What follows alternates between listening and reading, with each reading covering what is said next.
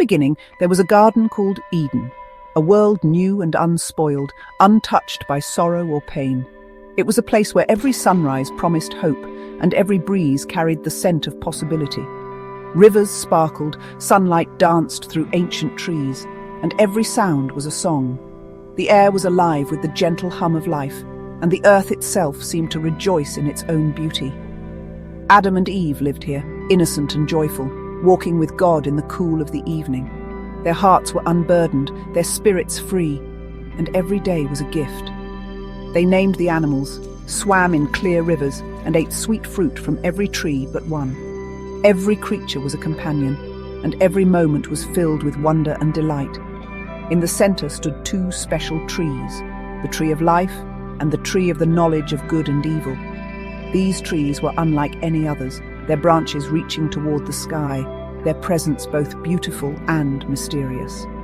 God gave them one rule: do not eat from the tree of knowledge, or you will surely die. This command was simple, yet it carried the weight of trust and choice. This single command was the only shadow in their perfect world, a gentle reminder that even paradise had its boundaries. Yet for a time they lived in peace, trusting and content. Their days flowed like a gentle river, untroubled and serene. Their days were filled with wonder, their hearts with trust. Every discovery brought joy, and every sunrise was a new beginning. The garden was a tapestry of light, love, and innocence, a masterpiece woven by the Creator's own hand. But the test of obedience lingered at the heart of Eden, a silent question waiting to be answered. And so, the story began, with hope and innocence shining bright, unaware of the choices that would shape all that was to come. One day, a new voice entered the garden, the serpent, clever and sly, its eyes glinting with ancient knowledge. It slithered silently among the branches, blending into the paradise, watching and waiting for the perfect moment. It watched Eve as she wandered near the forbidden tree, her gaze lingering on its mysterious fruit, curiosity and wonder flickering in her eyes. She was drawn to the tree, unable to resist its allure. The serpent whispered, its voice smooth as silk. "Did God really say you must not eat from any tree in the garden?" Its words curled around Eve like a gentle breeze, inviting her to question. Eve replied, her voice uncertain but honest, "We may eat from any tree, but not this one, or we will die." She gestured toward the tree, her hand trembling slightly. The serpent smiled, its words dripping with persuasion. "You will not die. God knows your eyes will be opened if you eat it. You will be like God, knowing good and evil." The promise shimmered in the air, heavy with possibility. The promise was tempting, an invitation to wisdom, to be like God, to know everything that was hidden. Eve's mind raced with questions she had never dared to ask. Obedience now seemed like a cage, its bars invisible but strong. Disobedience, a key that could unlock every secret in the world. Eve's heart raced. The fruit looked beautiful, glowing in the sunlight, more inviting than anything she had ever seen. Its colors promised answers and freedom. The serpent's words echoed in her mind. "You will be like God." The idea took root, growing stronger with every heartbeat. The piece of Eden suddenly felt small, almost fragile, as desire grew within her, filling the quiet spaces with longing.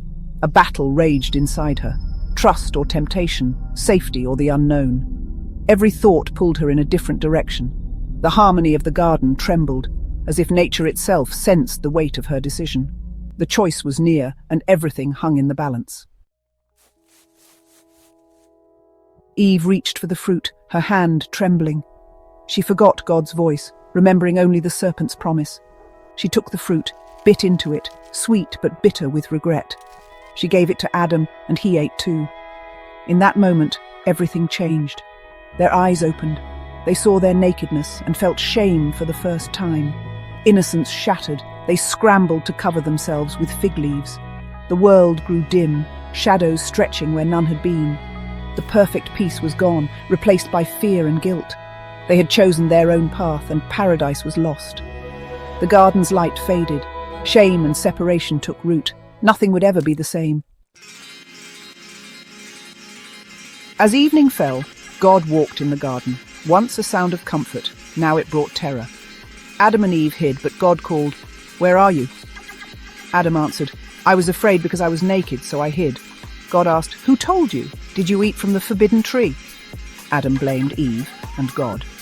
"The woman you put here gave me the fruit." God turned to Eve. "What have you done?" Eve replied. "The serpent deceived me, and I ate." No one took responsibility. Blame circled. The harmony of Eden was broken by fear and accusation.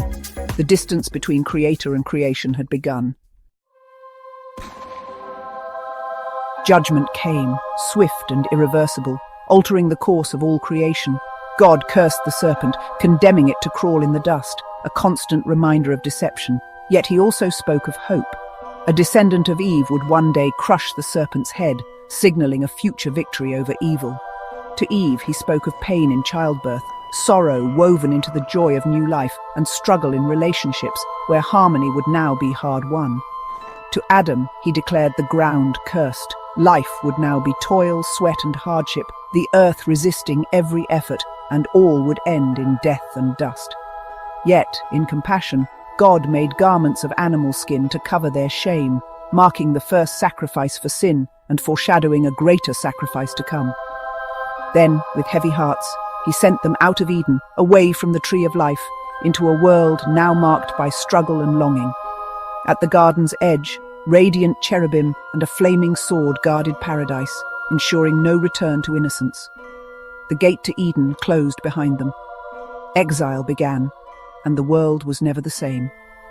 Adam and Eve carried the memory of what was lost, a paradise now out of reach, shaping every step they took. Yet even in judgment, a promise of redemption echoed, a glimmer of hope shining through the darkness. The story of humanity had truly begun, a journey of loss, hope, and the search for restoration.